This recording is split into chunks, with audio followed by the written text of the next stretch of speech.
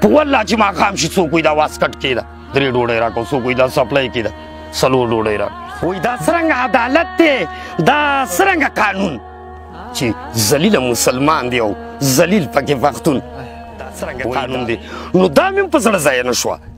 بیا مې ویلو چې که تاسې دې وطن کې داسې او سلامونه او ډېر زیات احترامات مې ومنئ قدرمنو لیدونکو پښتو ادب مینوالو کلیوال ادبي خپرونه ده په خپرونه کې راسره ادبي ازل لپاره ګل اغا لالپوروال صاحب دی له لالپوروال صاحب څخه شعرونه اورو شعرونه څنګه د ژوند د شعرونو په کړی څو پوښتنې نو هیله ده چې دغه څو شېبې مو راسره ښې تېرې شي او ملتیا مو وکړئ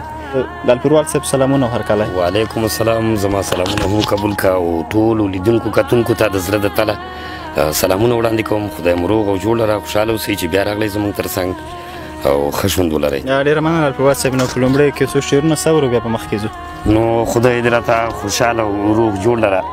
وایي راته ښکاري چې نن یار رانه خفه دی راته ښکاري و چې نن یار رانه خفه دی په تېر تللي انتظار رانه خفه دی او وایي راته ښکاري چې نن یار رانه خفه دی او په تېر تللي انتظار رانه خفه دی محفل کې خوشحالي نه معلومیږي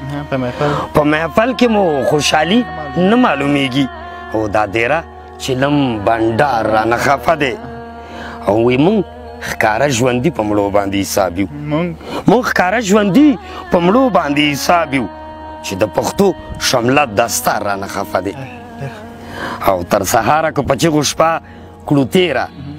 تر سهاره که په چغو شپه کړو تېره وي بیا هم دا منګی او ستار رانه خفه دی او په ګودر کې هغه شور د پیغلو نشته په ګودر کې وي هغه شور د پیغلو نشته ورسره لوړ دنګ چینار رانه خفه دی او ګل اغا وایم له چا دې خفه نشي او زه خفه یم چې پلار رانه خفه دی او بله ورځ مې ویلې وایي د دې 2-3 ورځې ژوندون دی الله بیخ وباسي د دې 2-3 ورځې ژوندون دی الله بیخ وباسي او چې یو بل وژني وي د پښتون دی الله بیخ وباسي ولاکې خو بل چا همدغه زموږ وطن کې دغه پښتانه ورونه یو په بل لګو خدای دې اتفاق او اتحاد نور هم زموږ تر منځ پیاوړی کړي او لکه تا چې هغه مخکې ما ته ویل چې هغه پاڼه دې قد کا نو هغه شاداب صاحب داسې یو وخت و چې داسې یو دغه مې ولیکه لکه د حمزه بابا دې په دغه کې ویلي چې ته به ګرځې داسې ښکلې او زه به مړ یم که مې وسوې لږ لیدلې زه به مړ یم نو ما دې کې لیکلی و چې د مرګي غږ به مې پورته لور په لور شي د مرګي غږ به مې پورته لور په لور شي او په کاله کې به مې یو ناڅاپه شور شي او غټ واړه به مې جړېږي سره خپو ته غټ واړه به مې جړېږي سره خپو ته او سپین کفن چې په ما سر تر پایه خور شي او چې مې خویندې را خبرېږي شاداب صاحب وایي چې مې خویندې را خبرېږي خپله یاره په ویر ستړې به زما سپین سرې مور شي وایي ورور به کلکه ملا تړلې په دسمال وي ورور به کلکه ملا تړلې په دسمال وي پلار عاجز به مې له غم ځني شبکور شي او څوک به وایي چې پرون دا مو د ژوندی و څوک به وایي پرون دا مو د ژوندی و بدقسمته به بېګاله شپه په ګور شي او زنانه به وخي مخ په دواړه لاسه زنانه به وخي مخ په دواړه لاسه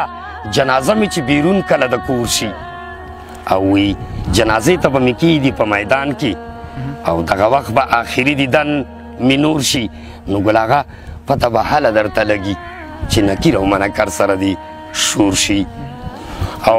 یوه لنډه کیسه داسې درته کومه شاداب صاحب چې دا ژوند دی انتظار نه کوي تېرېدو والا دی خو لکه په دې وطن باندې موږ او تاسې ټولو افغانانو ډېره سخته قرباني ورکړې ده نو یو بل غزل مې سوچ له راغی چې دا څرنګه عدالت دی دا څرنګه قانون دا څرنګه عدالت دی او دا څرنګه قانون چې ذلیله مسلمان دی او ذلیل پکې پښتون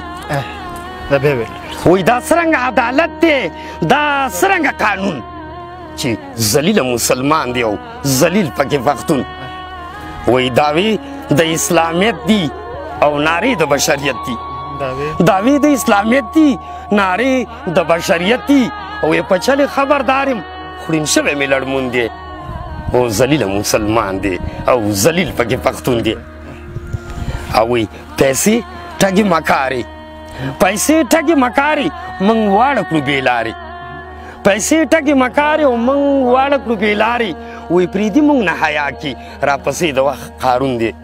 خو ذلیل مسلمان دی ذلیل پکې پښتون دی دا څرنګه عدالت دی دا څرنګه قانون دی او چې ذلیل مسلمان دی او ذلیل پکې پښتون دی نو وی هر خوا سودا بازی ده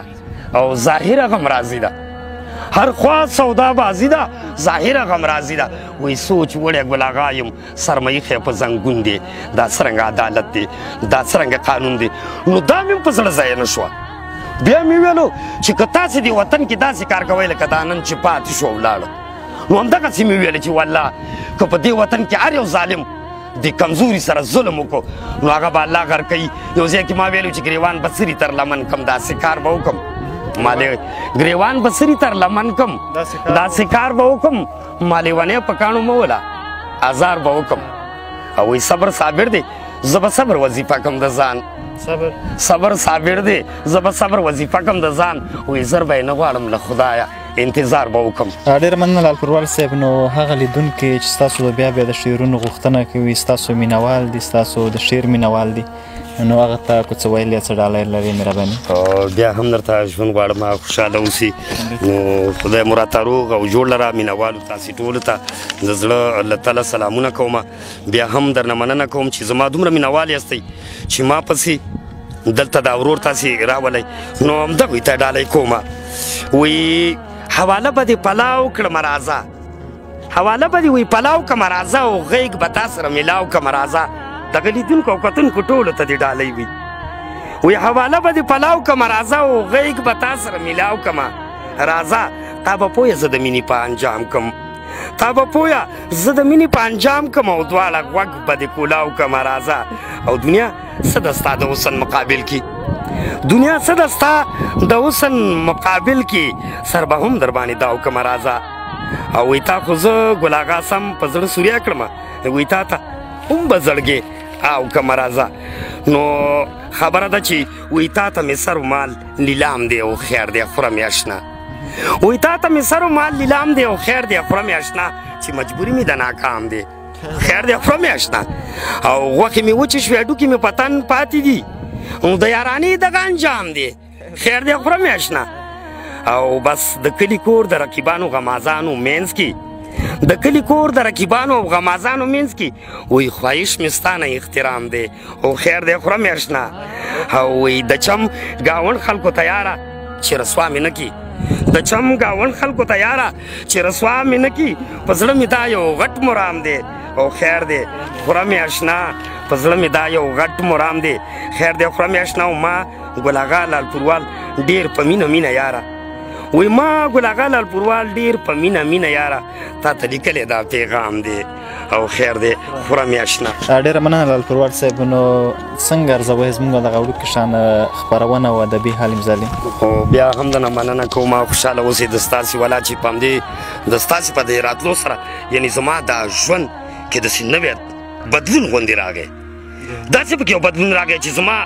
خو دغه ته ګورې چې زه غرمه ډوډۍ نه بوزګار شوم پاس په هغه څپرې ناست وم کار مې کوه ټول اوس ما ته دا ملګري وایي ته ولې ما موږ ټوله ورځ په کار کې خو لکه د ستاسې هغې ما ته د دې تلو راتلو د دې ویډیو دومره یو دغه راکړله چې زه درته نه شم ویلی چې